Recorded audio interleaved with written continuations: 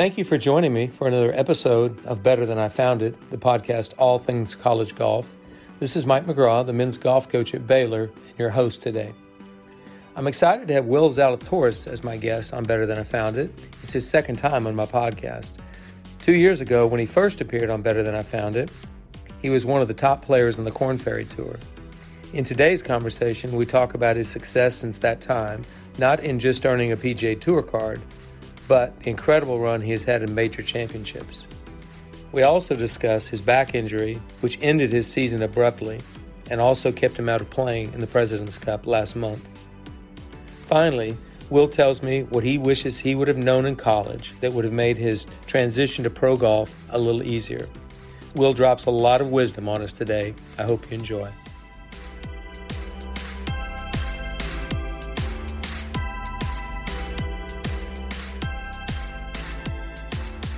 All right, Better Than I Found It listeners, let's give a big welcome for the second time to PGA Tour professional Will Zalatoris. Will, thanks for joining me again on Better Than I Found It.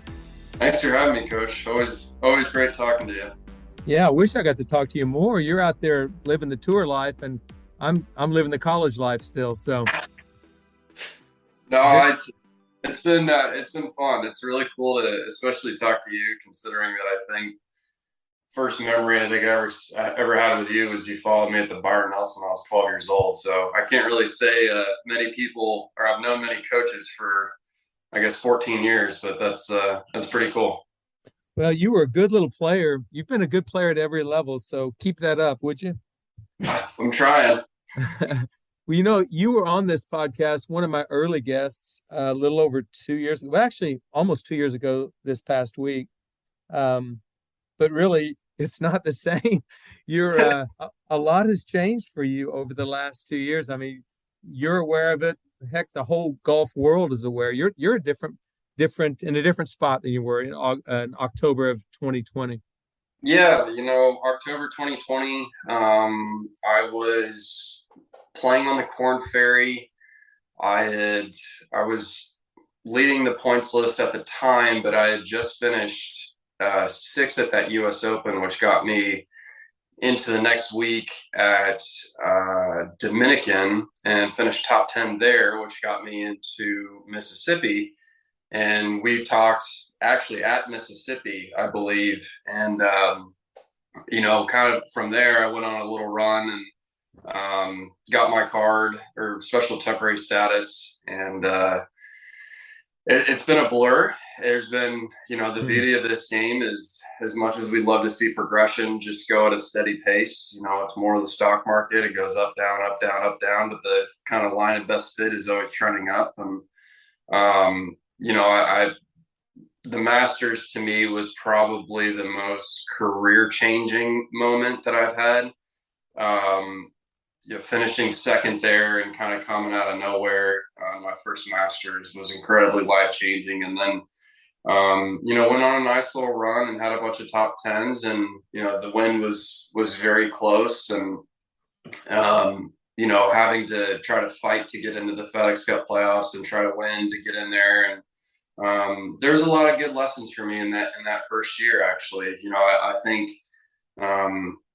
the thing that's so amazing, I think, is, and we've talked about this, is being a big journaler. It's amazing how much I've had to mature over the 2 years in terms of being able to handle the professional life. And, I've been a professional for 4 years. Obviously, I'm still very young, but there was a lot to learn over the last couple of years, especially just kind of starting out as being a PGA Tour player through COVID, where it's just kind of, you don't have any obligations besides going and playing golf because that's all we could do. Now, all of a sudden, it's, okay, now we have pro-ams. Now we have sponsor obligations. We have sponsor value events, tournaments. You have media. You now have full media press conferences on Tuesday, Wednesdays. So it was a lot of big change. I think I had to make a pretty big adjustment in the fall of last year, just to get used to it. I've always been a pretty quiet, private person. Despite me, I run my mouth all the time. Any of my buddies know that, and But, in terms of being an extrovert, I had a lot to, kind of get comfortable with. And I think that, when I came out this calendar year, it was a really cool, coming out hot and, missing out in the playoff and, having all those second places and being that close. And obviously, culminating with the win in Memphis. There's a lot of, really fun and cool moments, but, a lot of people think, oh, this, he's had it just firing up off the scene or, coming out of nowhere. And, now he's one of the, the top guys out here. And it's like, well, trust me, it hasn't been easy, and that's the beauty of this game is, once you think you maybe have something figured out, it'll humble you pretty quick. Well, I appreciate you giving me that backdrop. So many people have looked at what Colin has done, Matthew Wolff, Victor Hovland, Cameron Young. You just start naming some guys who look like they've just come on the scene. Well, it kind of looks really easy to the casual golf fan. It's not that easy. So you almost answered this question, but before we leave, I want to you kind of answered it. I was going to ask the question, what was an event in the last 2 years where you said to yourself, I belong? Was it that Masters? Was that when it happened? I actually think it was the PGA of this year. Finishing second in the Masters was borderline fairy tale for me. Going from general anonymity to all of a sudden, oh, wow, who's the kid who looks like Happy Gilmore's caddy out there, contending. But I hadn't really backed that up. I've had a couple nice finishes, a bunch of top tens, but I didn't, really back that up in a major until the PGA. And I think that one made me really feel like I belonged and I can win a major. And there's, of course, to play at this level, everyone believes that they can achieve whatever they want. But I think I was seeing the success. There's one thing in thinking it, there's another in kind of doing it. And that one to me was the one, like I said, where there was a lot of changes that happened. I think the Masters was life-changing in one respect, and then I think the PGA this year was kind of life-changing in another respect. So, that one as well was probably the one that stings the most out of all my second places. But at the same time, I took a lot of positives out of it. I would think you would. As much as you've accomplished in such a short time, like I was talking to Mikkel this morning, when we first interviewed you in October of 2020, you were a really good Korn Ferry player who had one good finish in a major. And it was like, we think he's going to be a great player. I wouldn't have you on there if I didn't think that was going to happen. But what you've done has been sort of meteoric. It's like, how did this all come about? Nobody even talks about this. You were Rookie of the Year on the PGA Tour. I mean, it's like that statistic, that award just got pushed to the side. And to me, that's really a big award. Did that mean anything to you at all? And have you thought about it much? Yeah, absolutely. It's the Arnold Palmer Award, obviously going to Wake Forest, being on a scholarship. Anytime your name is on a trophy that's got Arnold Palmer's on it, it's a privilege, but especially when it's named after him, it means something. So, it was obviously a bizarre year because, I think we only had 3 rookies, but, Garrick Higgo won. And then I can't remember. There was another guy who had a couple of seconds, and it was just kind of like, I know I had a great year and all, but it was still pretty cool to get that, especially with the way how I did it, going through COVID and basically only having 3 rookies on tour. It was just such a bizarre, my goals for that season were to, win 3 times on Korn Ferry to get to the PGA Tour. And I obviously went a completely different path. It was kind of like I had all these goals for the Korn Ferry and how to get to the PGA Tour and do this and do that. And all of a sudden I'm going down this completely separate path and end up accomplishing something that was even higher. And, I'm not a results-oriented guy, at all, but it was just kind of like, hey, through COVID, your job is to be as prepared as you possibly can to get to the PGA Tour. now you've got to spend 2 years on the Korn Ferry, so let's be patient. And it was funny how me being patient led to me going on a nice run in the U.S. Open, and then all of a sudden I'm on the PGA Tour, and it's kind of like, okay, well, mission accomplished, but a little different. Well, there is a lesson in there. Sometimes people think patience means you have to wait a long time. Patience, you're just waiting for the moment when and you took advantage of it. You seized your opportunities when they came. They were just different opportunities than you had imagined. Mm-hmm. Like, wow. So you're rookie of the year on the PGA Tour. Now you've got full status. You're starting the 21-22 season as a full member of the PGA Tour, where you weren't the year before. So let's go through a few of those events, because I think there were some significant things. The first time you ever had a 36-hole lead at Sanderson Farms. Yes. So, yeah, that was the first time you ever had it. Talk about that moment in time. So I shot 61 on Friday, and just total blackout round, obviously. And I actually felt pretty good in the moment. I got off to kind of a nice start. It was just kind of flat. I think it was just a really cool scene to be in the final group, because the only time I've been in the final group was on Saturday, at a major. And so for me, it was kind of like, well, I've done this before. You've been here, so enjoy it, and if your first victory happens to get in the way, it gets in the way. But I think if anything at that point, I was coming off just such a hot round, that it was just kind of like, even more so, stay patient. Don't try to force this first win. You've tried to force that first win for an entire year. Now all of a sudden you're coming off of a super hot round. It's easy to kind of try to hit the accelerator a little too hard, if you will. But I had an okay finish. I think I finished like 15th. It was one of those places where I think it took like 20 under par to win, and I just kind of had a mediocre weekend. But again, like, those are the things that when people look at them, if you're like just looking at it from 30,000 feet and looking at my results for the year, those are the events where people kind of go, oh, okay, finished 15th or 17th or whatever he finished. But I got so much value out of that week being in a final group, and it helped, especially for the majors coming up the next year. Wow, very good. I mean, so many times you try to get players on your golf team that you're coaching to look at those things. That's why I have my players do tournament summaries.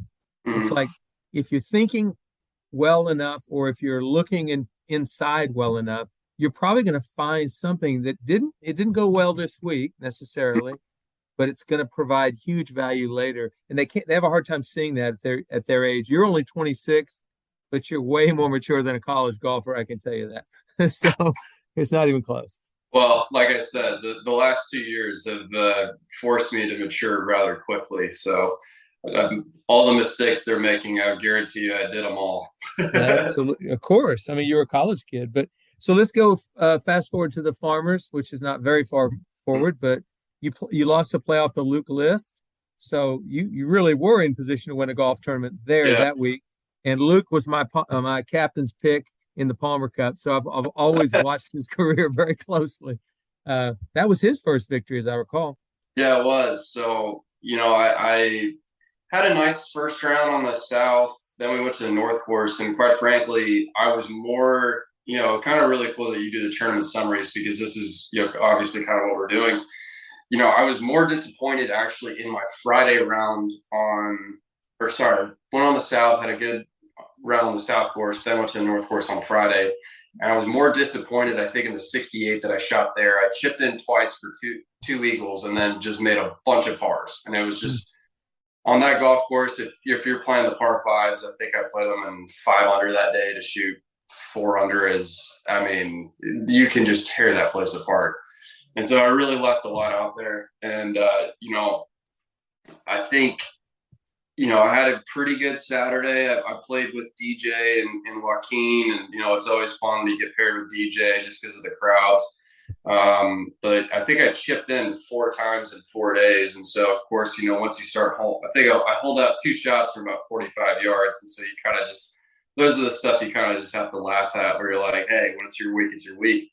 But I coming down the stretch, that's what you play for. And as disappointing as it was, to miss out on 18 twice, that's what I have to take the positives from that failure, because I'm obviously doing the right thing. I've been in contention. I've been super close.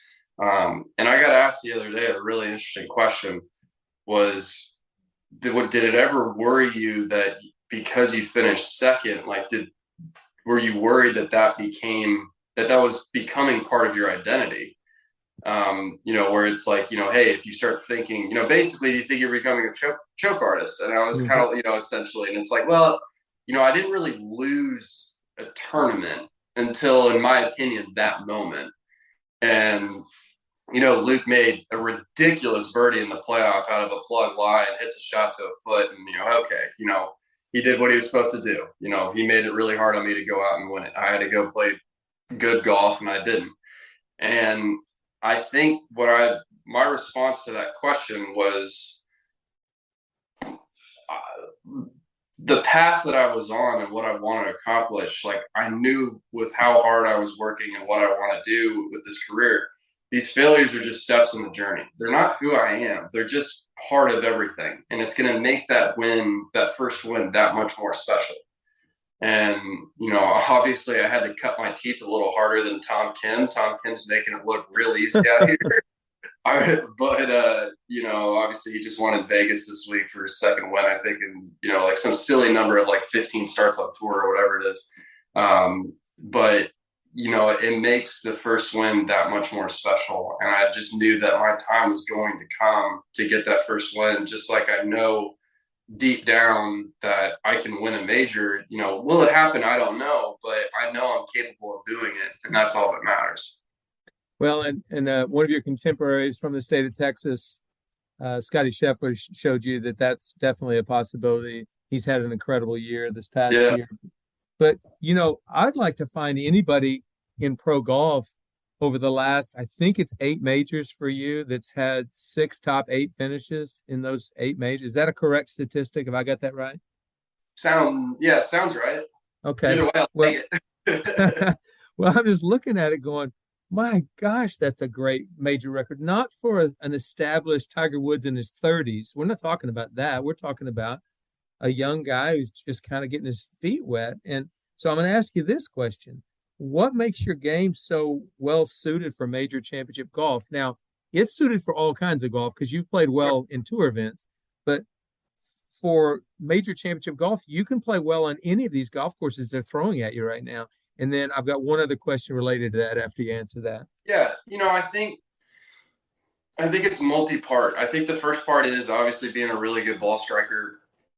I'm able, especially at U.S. Opens and PGAs, where they're, even a little bit at Augusta, but specifically at the U.S. Opens and the PGAs, you have to hit really good shots into long par fours. And so the difference is that I'm going to hit more shots to 20 feet than a vast majority of the people out there. So I'm not scrambling for pars from 60 feet as often as the other guys. So I'm just giving myself more looks. And then, if you happen to go in, they happen to go in. At Augusta, obviously the place is known for just the incredible greens and the massive slopes, but it's a little bit of the same thing where I just keep putting myself into spots where I'm able to get pretty good looks. And if I've got a 20-footer or a 30-footer that I've got a bad look, just move on and get out of there with par. Just don't do anything special. Don't do anything stupid. Eliminate the 3 putts as much as you can around that place. Try to get yourself on the right tier as much as possible. And if you don't, you're going to have to make a 6, 7, 8 footer probably for par that probably has a foot of break in it. So just, don't lose patience around that place.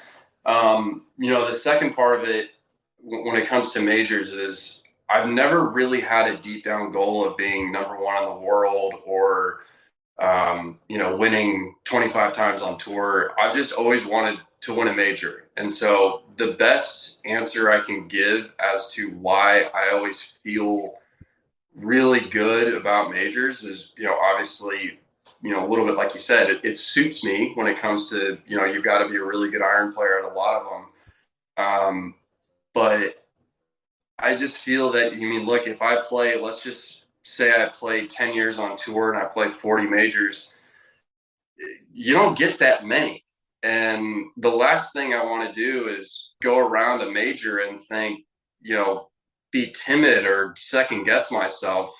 Just leave everything out there, and there's a lesson in that. I think that I really took away from, especially the PGA and the US Open of this year with the two runner-ups, was, you have nothing to lose. This is something that I wanted to achieve my entire life. And so go out and have some fun, put the shoulders back, keep your head on or keep your eyes on the horizon, go have some fun and go show off, and I think, and I love, I love the moments, coming down the stretch, playing with Matt and obviously JT on Sunday afternoon. There's just nothing like it. It's honestly, it's an insane adrenaline junkie addiction. And I think it's, it's funny because the coming down from those moments, it takes me 2 or 3 days to recover. There's a reason why I don't play in weeks after majors, is just because they mean so much to me personally, just because it's been, kind of my one career goal that I've wanted. And, it's not like I want one, of course, I'd love to win them all, but, it's just like when people say like, oh, you're going to win one, why stop at one? I'm like, well, wait a minute. Like, my goal is to win one, and then my goal is to win another one. Like it's, it's not like I have a number in my head about, I want to do this or do that. I grew up at, when I was born in California, and my dad was a member at California Golf Club for 20 years. They've got a shrine to Ken Venturi. And they got his 1964 US Open trophy that he won at Congressional in there. And I walk by that every single day. And I'm like, I want that. That's like, to me, as a little kid growing up and playing golf, that was the highest honor that you could get, was winning a major or, winning the US Open, whatever it was. Of course, winning the Masters, any four. I don't care. I'm not picky. but it was, seeing that every single day left an imprint on me, obviously. And I think that was part of why I've had this attitude towards majors. Well, I think you're suited for them. I think you just need to keep playing them. Just make sure you play in as many as you can. I think your day is coming. Monday through Wednesday of any tournament, but specifically a major. How do you handle Monday through Wednesday? That's something that I've really had to dial back this year. I used to be the guy, which is very easy at majors, to over practice while you get there, or even like when you go to Augusta. It's really hard not to want to go out and just walk 18 holes every day because it's Augusta National, and I basically, now what I do is I'll play 9 holes on Monday, have a couple hours to practice, or, maybe an hour of putting and chipping, maybe hit balls for 30 minutes with Troy, go in the gym. Tuesday, I'll play all 18 holes, and I won't really do a ton of practice. And then Wednesday, I'll do an early morning 9 holes, a very short session afterwards, do some, we'll do some mobility work in the gym after, and I'm ready. And if I'm trying to find something at a major, or if I'm trying to figure, like I said, trying to figure something out, there's only been one time where it's worked out for me. And quite frankly, the only reason why it worked out is because I realized I was over practicing. And it was the PGA this year. I kept trying to find something with my swing. I had a tough putting week at the Byron Nelson, which is a place that I love. And so, I spent Monday, Tuesday just grinding and spending literally double or triple the amount of time I'd spend practicing.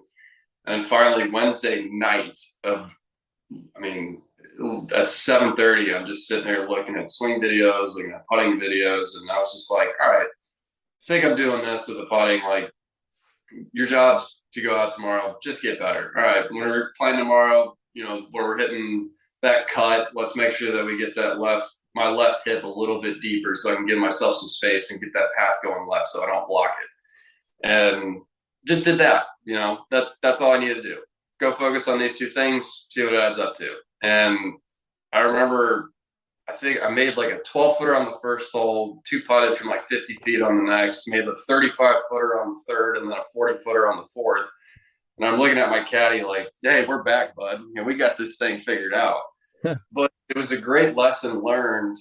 And the fact of, obviously I had a nice week. And of course, when I'm saying, hey, we're back, of course, I'm, joking with them because, I know I'm just blacking out the first couple holes. But it was a good lesson learned that, your work needs to be at home. And then when you get there, it's all about energy conservation. I mean, like I said, it takes me 3 days to calm down after being in contention at a major. I mean, I don't sleep. I sleep amazing Saturday nights, Sunday nights. Granted, I haven't won one. So, of course, the what ifs have been, of course, they kind of stew in your mind. But I mean, I'm going to bed at 4 or 5 in the morning. I can't, it's just so hard to come down from the adrenaline, whether it's a positive day, like the US Open was very positive because, Matt Fitzpatrick just went out and got it. He just played some great golf. I thought I played some really nice golf, and he just went out and earned it. And, where that one, I'm sitting in the hotel room with some friends, and it's like, hey, it is what it is. We had a nice week. We're going to get one. Keep doing what we're doing. But I just think the energy conservation is just so huge. I mean, Tiger did all of his work at home. And, if he just said, if I showed up to the golf course and I'm trying to find something Monday, Tuesday, Wednesday, I'm not ready. I made a mistake. Your job's when you show up on Mondays to be ready, not Thursday. Excellent advice. It's the same for a college golf team. If we're grinding after the practice round at a tournament, that young man's probably struggling that week as well. So we got to back off from that. Great advice. So you take you through this. By the way, how'd you sleep on Saturday night at the U.S. Open when Matt Fitzpatrick won? Did you sleep well? Saturday night I slept great. It's hysterical because I sleep amazing on Saturday nights before the majors, and then Sundays I just sleep awful. I mean, it's you'd think it'd be the other way around, but just coming off that adrenaline high. Okay, so we get all the way to Memphis. You've had like an amazing year going on. Everybody knows that you're really high in the FedEx Cup points, and you make a putt to win your first professional tournament, first PGA Tour event. I think it was your 56th event. It's one of the great reactions I can remember in golf, and I'm a golf historian.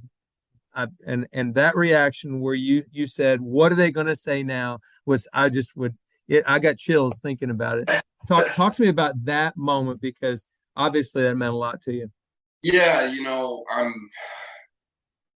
I'm firm. I was not thinking about that reaction over the putt or anything like that. It was not scripted. I just totally just letting it all out when it went in. But I'm a huge Steph Curry fan.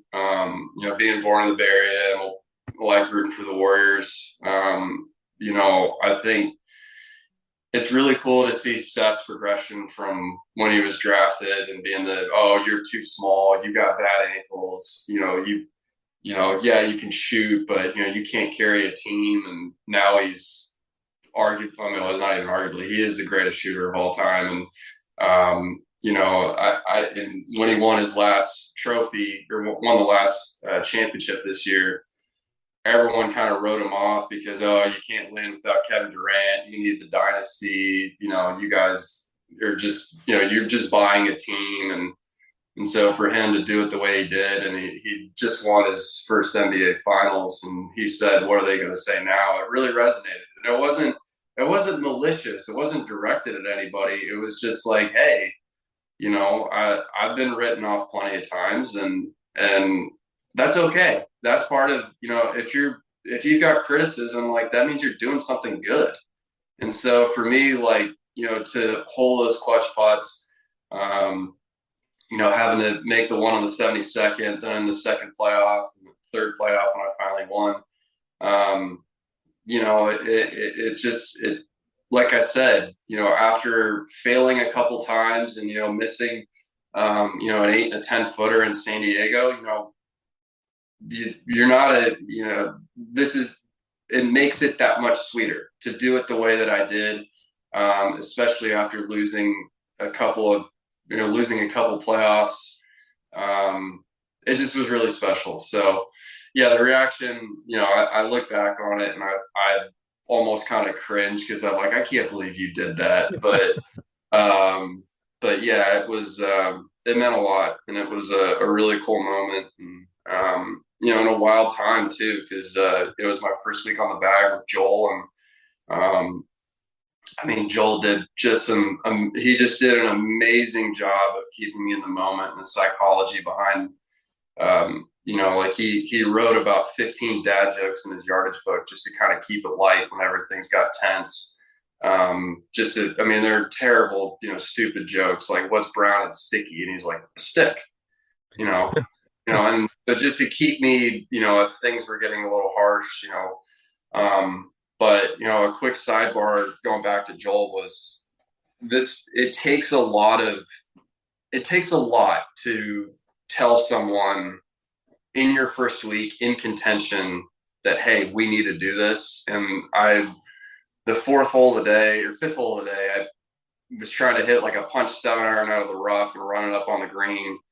And Joel just said, no, dude, you got like 190. This is just a perfect flyer wedge. And I'm looking at him like, how do you go from 7-iron to wedge? And I ended up hitting the wedge to like 12 feet, make the putt. And I just look at him, I'm like, the fact that you had seen me do this throughout the week and you literally were able to call me off from a 7-iron to a pitching wedge, not like a 7 to an 8 or whatever. It just is one of the most incredible on-course caddy jobs that I know of. And, it's funny that we've only played 6 rounds together, but I've learned a lot from that guy. And he's a pretty special dude. And, the things he was saying to me on the 72nd hole and on all those 3 playoff holes, I couldn't have won it without him. Wow. Well, I had not heard that story. So thank you for telling me that. That's really good. So obviously you win that tournament. You go into the BMW number 1 in the FedEx Cup, and you have to withdraw because of the back injury, which we're going to talk about here in a minute. Yeah. But so you had to withdraw from there, and you also had to withdraw from the President's Cup. I know you'd been looking forward to that event. So I thought one of the coolest things that you've done was attend that President's Cup and be an absolute incredible cheerleader and somebody that the guys all got inspired by. Describe that experience. Yeah, Scotty and Jordan sent me a couple text messages after I announced I was going to pull out of the President's Cup, and they just said, hey, we want you to be there, which was a super high honor. I being able to hang out with the guys and be almost kind of an honorary member of the team to a certain extent was really cool. Having dinner with them in the team room Wednesday night, seeing Roy Williams talk to them before they went out in the first session on Thursday, and Cameron Young being a buddy from college and playing together for 3 years, seeing him hit a 390-yard tee shot off the first. It was awesome. The guys were just so, all the captains too. Freddie Couples literally texts me every day asking how my back's doing. He's slowly turned into one of my favorite humans on earth. There's nobody like Freddie. He's just one of the funniest guys I know, and he just walks to his own drum or he walks to his own beat. He's the man. But he can still play, by the way. That guy still got game. No kidding. But having Zach Johnson, Steve Stricker, Freddie, Captain Love, all those guys been checking in on me, like I'm the littlest brother of the team. Like, hey, you okay? You okay? You need anything? I'm like, guys, I'm not on this team. I'm here to spectate, but if you guys need anything, you let me know. I know I got a bad back, but that doesn't mean that, I need catering here. But by far one of the cooler moments of that, selfishly, was actually standing on the first tee, watching the groups go out. And so I watched the first groups go, and then Cam and Colin were teeing off on the third out of the 5 pairings. And I'm standing on the tee. I'm standing next to Jay Moynihan and Billy Horschel, Kevin Kisner. They were sitting out the session, and I look over. Jack Nicklaus is sitting up in the stands. And the friends and family side of the first tee, and Jack came down and we talked for, 25, 30 minutes. And just, he was telling me about how he, used to take 4 months off, and he would basically start over with Jim Fleck and, literally reteach him how to hold the golf club. And it was just basically that was his away time, be with family. They would come back and completely start over, just so we created the right habits. And talking about his back and talking about some of these guys. And, the part that's so cool is, he's 84, 80, I think he's 84, and he is so involved with the tour still to this day, in the sense that he deeply cares for it, obviously with what he and Arnold did to form the PGA Tour, but how much he just genuinely cares about the history of the tour. It was just fascinating to sit there and just talk to him and just, listen to him tell stories. And I just, that 30 minutes standing on that tee, and, he even remembered me from a charity event that we both attended a year ago, which, I told him, Mr. Nicholas, you meet a lot of really important people along the way.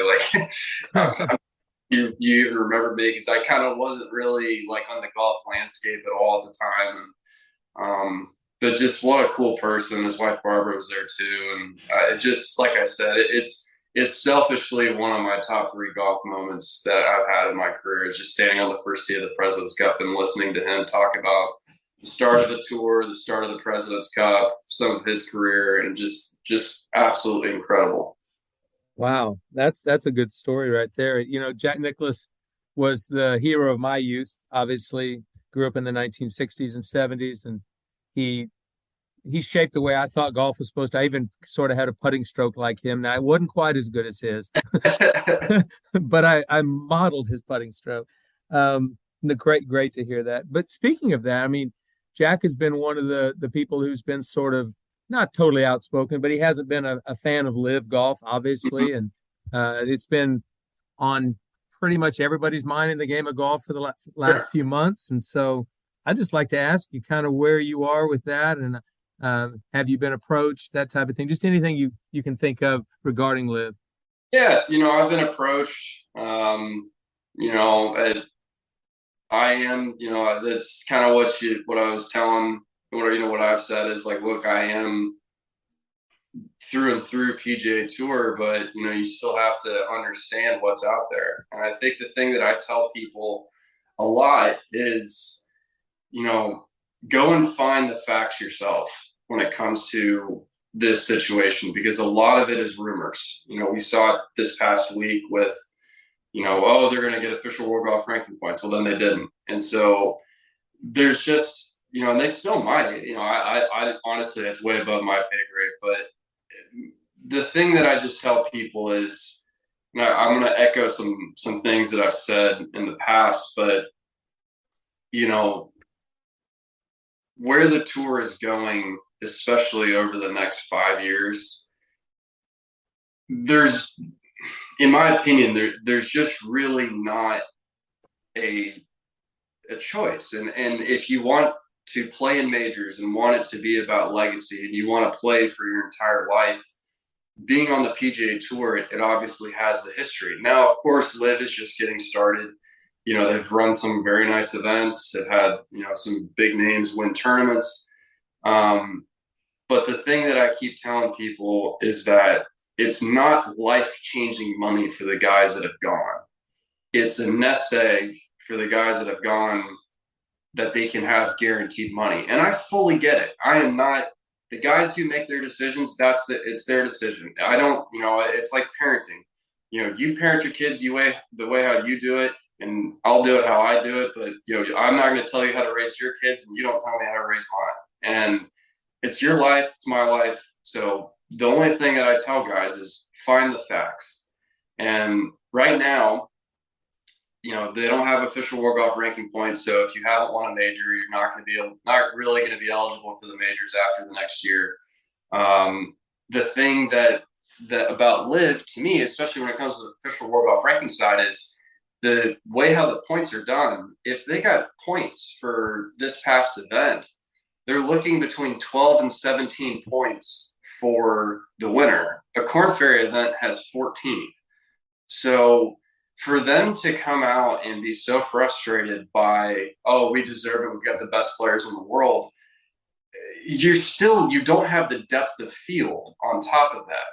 So for them to argue constantly that we need official world golf ranking points, and we deserve it, this is how it should be. Well, they don't meet the criteria, for one. Then they complain that there's collusion in terms of the tours going against them. Look, you don't meet the qualifications. I don't know how else to put this out there. The qualifications have been there forever. Like, you don't meet them. So if it's not fair that you don't get them, you can go ahead and make your argument there. But even if you do get them, that's still not very good.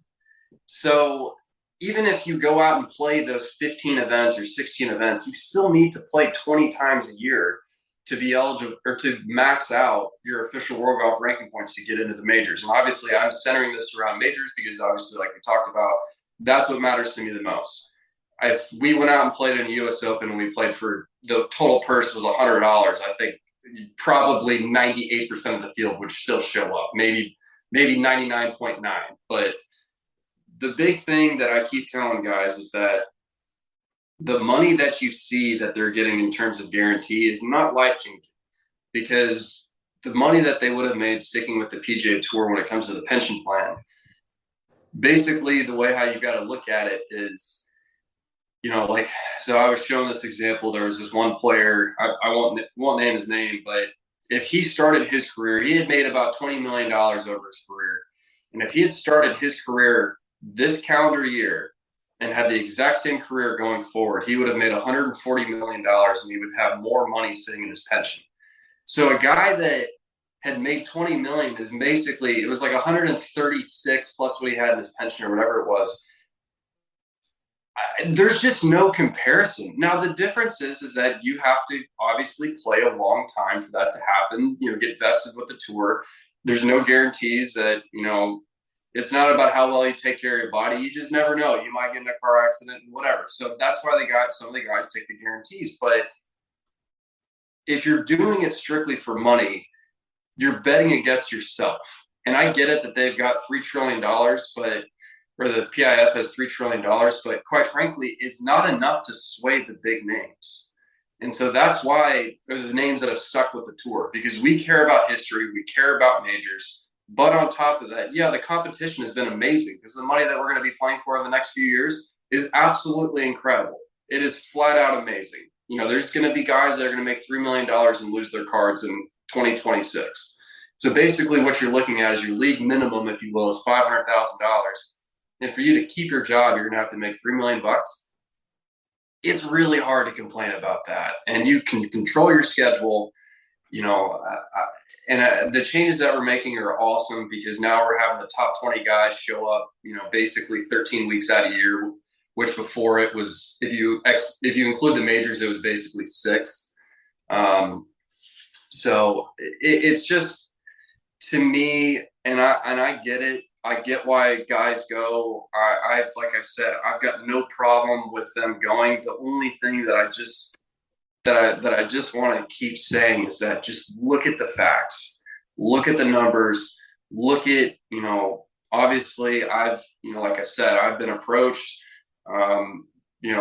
basically every top name has been approached, of course, but at the end of the day, if I went over at the current state where it's at, what happens after, if I'm not in majors in 5 years? Like, I got to be honest with you, like, I'd probably lose interest. I probably would retire.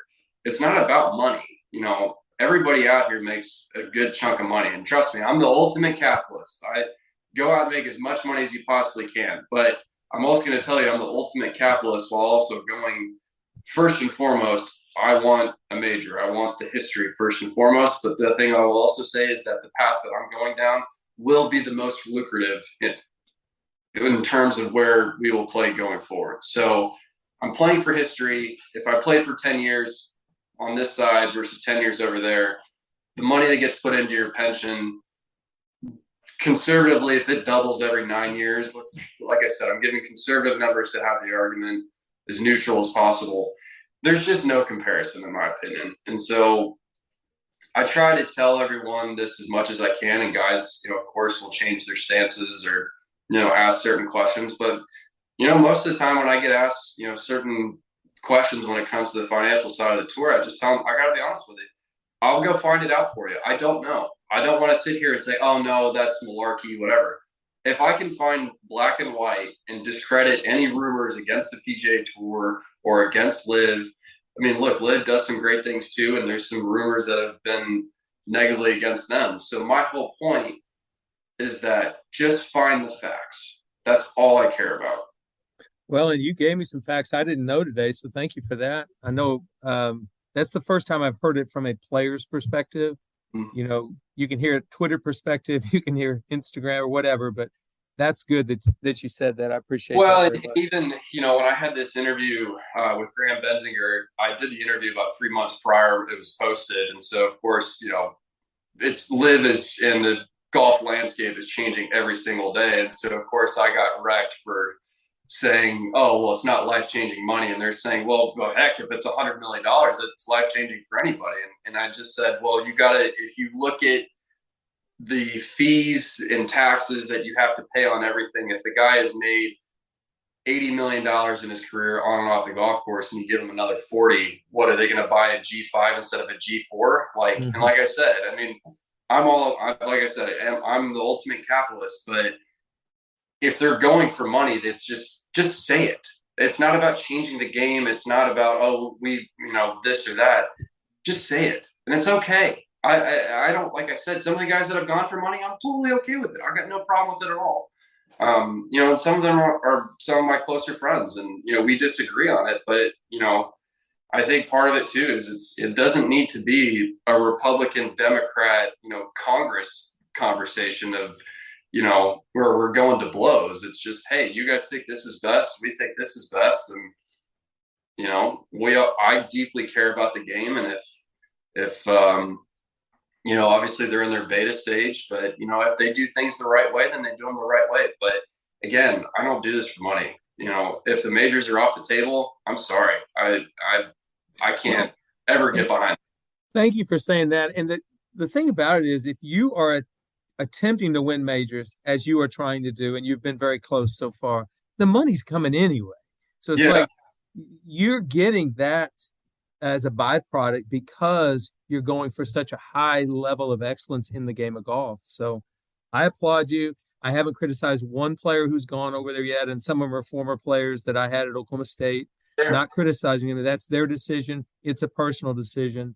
But I also really appreciate your stance on this. And I'm a big fan of the PGA Tour, and I hope the PGA Tour is doing well 25, 30 years from now for sure. Yeah. No, and honestly, LIV has been great for the tour. I mean, being able to sit in that room with, the top 22 guys in the world, essentially, that are, who basically pledge your loyalty to the PGA Tour and DP World Tour, and seeing how deeply everyone cares about the game. I mean, I think one of my favorite things that was said either from Tiger or Rory specifically was the game doesn't belong to anybody in terms of eras. It's not Tiger and Rory's tour. It belongs. Their job is to be a custodian to make it the best possible going forward. So when our kids want to play professional golf, they can have the best place possible to play. Because this game, obviously, we all deeply love it. You've made an unbelievable career out of it. I'm hoping to make it an awesome career, lifetime career out of it. And so I just think that it's really cool to see people invest so much time and energy into making sure that the tour is not something that's good for 5 to 6 years from now, but literally for our kids. And, we want them to play for 20 years on the PGA Tour. So it's a very amazing, it's a circus. I mean, it's every single day there's some random rumor or, I get an email about this or that. But, at the end of the day, we all deeply care about the tour and the history that's behind it. And, we want it, like I said, for our kids going forward. And I think the same way in 1968, when Arnold Palmer and Jack Nicklaus did what they did to create what we know as the PGA Tour. It was a controversial time, definitely for them, but they got past it, and I think the PGA Tour will survive this as well. Mm-hmm. All right, tell me about your rehab. Your back was injured. It kept you out of the finals, the tour playoffs. It kept you out of the President's Cup. But how is it going? How's it coming along? I'll preface it with saying that my bride-to-be in December is the best woman on earth for putting up with me the last 6 weeks. Because horrible patient. The first 3 weeks was actually kind of nice because I had a lot to process, because basically in a 10-day span, I go from getting my first new caddy, first PGA Tour win, #1 in FedEx, hurt my back. Now I'm out for 4 months. I missed out on the President's Cup, but then I'm just at home where, for basically 3.5, 4 months. And so the first 3 weeks was actually kind of nice to just kind of decompress and just kind of think back on the last 3 years. I mean, I did a ton of reading. I did a lot of writing for me personally, just to kind of reflect on the past couple of years. And, it was the 3 weeks after was actually kind of more of the tougher part, because I got my epidural steroid shot and I feel awesome. It's just patience. And so, I feel amazing. I kept cracking up at, whenever I, bend over to pick up a ball, you're freaking out. And I'm like, guys, I'm in the gym and I'm moving around. I'm doing great. I'm been putting for about a week. I'm starting chipping next week, and I'll work my way up into drivers by December. So honestly, with the amount of pain I was in the moment, compared to where I was after the shot, that shot did wonders for me. So no surgery, just like I said, it's just a very boring process, but I'm being diligent about it because I don't ever want to do this again. Being able to having to miss a President's Cup, representing your country. I mean, playing on the Walker Cup team in 2017 was just the most incredible experience I've had in terms of my golf career. There's just nothing like wearing the red, white, and blue and the spirit that goes behind it. And so, it was a tough pill to swallow, but, like I said, I'm being very careful. I'm doing this the right way. I'm leaving no stone unturned. I've learned a lot about anatomy, that's for sure. But it's honestly, considering where I was, I guess 6 weeks ago, if you and I went and walked 18 holes, you wouldn't see it at all. Except, yeah, I wouldn't know. I'd be too worried about where my golf ball was anyway. So, but hey, listen, that's another point I'd like to make. I think young players, certainly college players, if they're injured, the frustration of being injured and the loss that they've lost this opportunity for a short time outweighs the professional side of them. It says, I got to get back to health. And Right. So you probably fight that a little bit too. You want to be healthy soon, so you kind of push it, but the professional side of you says, no, I'm going to get this done right, or I'm not doing it at all because I don't want to go through this again. Yeah, and I'm like I said, I've been very conservative in my approach, and I'm making sure, I'm doing, infrared therapy, or red light therapy, infrared sauna, cold plunge, Eldoa stretching. Greg Rose has been helping me with some of my rehab, and like I said, I feel like I've learned more about anatomy over the last few months than I've ever had in my entire life. And so it's just as badly as I want to come back and as good as I feel right now, I feel that if you, were to put a gun to my head and said, hey, you need to go out and play 18 holes and go shoot under par, I feel like I could do it, but there's just no reward for it at all. And so, the big thing is just making sure that, okay, why did this happen? Let's figure this out. Might have to make a couple tweaks in my posture, maybe just a couple small things, just because obviously I've always had a very dynamic golf swing, but it's hard when you've been one of the best ball strikers in the world, but now you're injured. And so you have to just take it very slowly. And, I'm very lucky to the extent of the injury. And why it happened it was very fortunate. And so, my job is to make sure that I never have to go through this again throughout the rest of my career, just because, missing out on a President's Cup, obviously I love the FedEx Cup and all, but it's not about that. It's all about, like I said, playing on teams, playing for history. That's why I've played this game. I never thought about playing for the ridiculous amount of money when I was 6 years old. I wanted to win that trophy that Ken Venturi won. Well, I think you're gonna hoist that one day. That's my opinion. Anybody that hits pro shots like you do. All right, Caitlin, where'd you meet her, and is she a golfer? So I met Caitlin at Wake Forest, but she actually grew up 2.5 miles from me in Dallas, and we didn't know each other. Oh wow. We had to go to North Carolina to meet, and she's not a golfer. Maybe someday, but when she's traveling around watching me, she comes in probably around half, maybe a little bit more than that of the time. With the amount of time that we spent at the golf course, it's like, if you want to do something coupley, maybe not, it's like going into my office where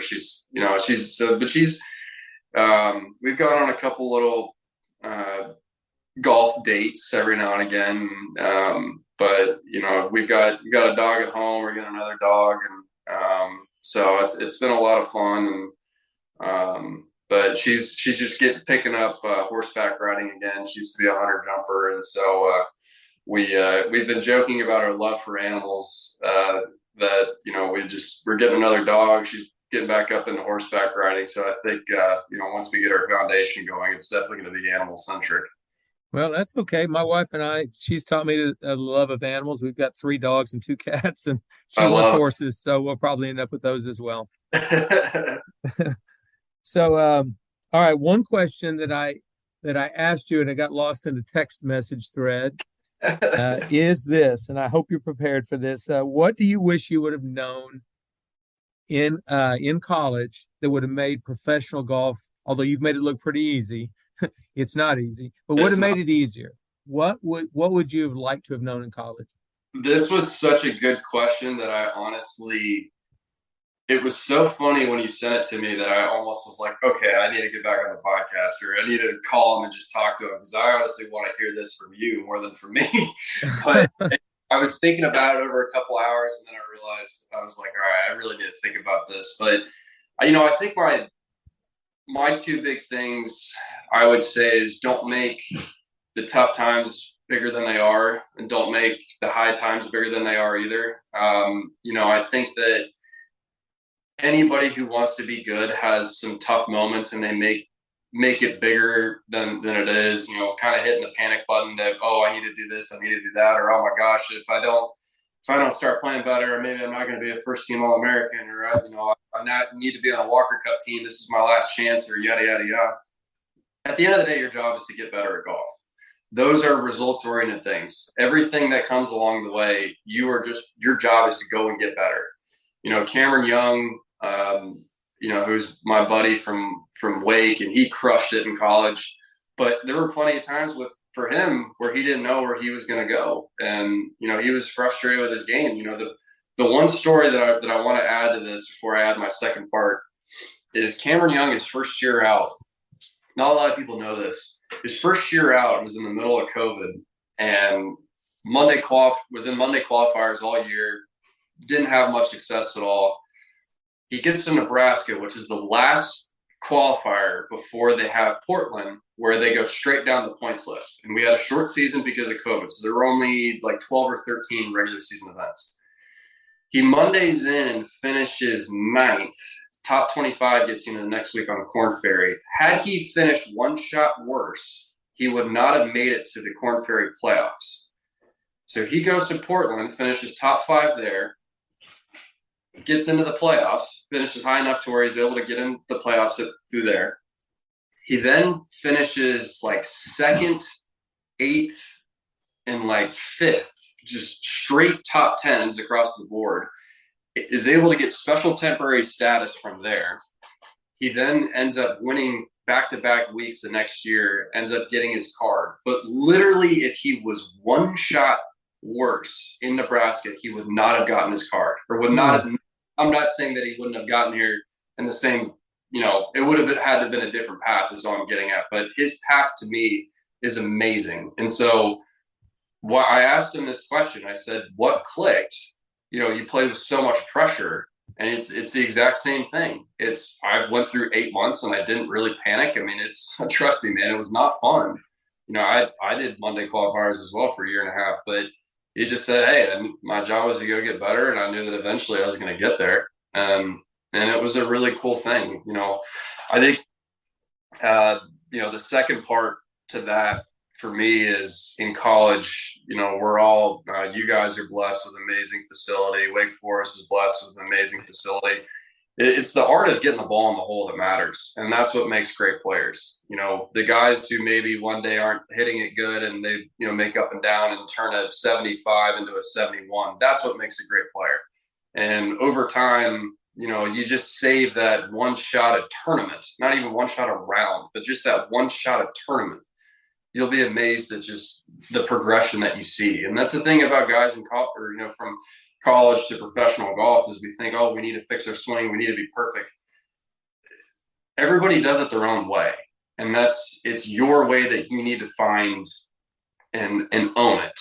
And I think, like I said, a lot of, we were very lucky to have the facilities that we have, but the gamers are the guys that become the really, really good players. And I think that that's something that got lost on me a little bit through college, was I loved our facility. I loved going out and hitting balls and hitting, a bunch of chips. And we had a big slopey putting green, just basically just being in Candyland. But going out and shooting a score is just so, you just can't put a value on it. And, through COVID, basically all I did was I played money games with some of the guys here at home, Kevin Doherty, who obviously, he played for you, and, Tony Romo, Davis Riley, Martin Flores. And we just went out and played every day, because we couldn't practice. The ranges were closed. So we went out and played, and I came back after, the 4-month layoff, and it was like, man, I'm ready to go. All I've been doing is just been,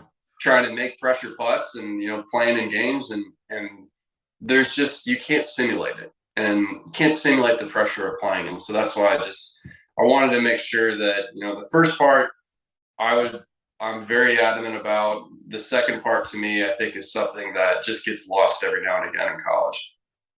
I know it does. And usually when you're pushing a panic button, when your game isn't quite right, you don't go to the golf course, you go to a driving range. And the range is kind of, they used to call it Misery Hill. The tee box was up on a hill and the guys up there weren't happy. Now, I'm not saying don't practice at all, but I love your advice. Go to the golf course. I've got a player in my team right now. I've been begging him, go to the golf course. I think he's listening. So, yeah. Well, Lanny Watkins just absolutely ripped that into me since I was 12 or 13. And I told him in college, I was like, yeah, I need to start playing a lot more. And he had some choice words for me. He was like, I told you this for 10 years and you still don't listen to me. And I'm like, yeah, yes, sir. I know. Yeah. Oh, that guy won 19 times, by the way. He's pretty good. 19 times in a major. So if he's telling me to, do a backflip, I think I probably want to try to do a backflip. Well, don't do one yet. Let's get you healthy again first, okay? I'm going to wait about 6 weeks before I try doing that. That's it. Well, listen, Will, I appreciate you coming back on to the Better Than I Found It podcast. You gave me some great stuff today, and I know my listeners enjoy hearing you. So thank you for doing that. And we're going to be watching closely as you make this comeback to professional golf again very soon. No, I always love talking to you, Coach, and I look forward to seeing you in person soon. And obviously, when you guys come up to Dallas, I'll make sure I come out and say hi to you. So I miss seeing you crawling through the trees, watching your recruit guys. So still to this day, I don't know how you were able to recruit me, or you came up to recruit me in Seattle at the U.S. Junior, and you must have crawled up a hill that was 350 yards on a 30% slope to come up and from the right of 10T. And I'm like, oh yeah. Of course, Coach McGraw is the one guy. I remember I looked over at my dad and we both started laughing. It was like a deer coming out of the woods. Well, so, I didn't sign you. If I must not have done something right. I didn't sign you. All right. Well, listen, thanks again, Will. Best of luck. And we definitely appreciate you coming on the podcast. You're the best, Coach. Appreciate it. All right. You bet. Take care. Really good. Thank you for that last response you gave to that question I had, because you just, other than like when they're texting it to me, they couldn't expound upon things, and you were able to do that. It was really good. So I appreciate it. Yeah. No. So thank you. Thank you. All right. Well, get well and go plan a wedding, would you? Oh, I'm leaving that to the higher powers and the smarter brains. I'm just showing up and trying to look pretty, but even that's going to be hard. All right. Well, have a good one, and thanks again. Thanks, Coach. Look forward to seeing you soon.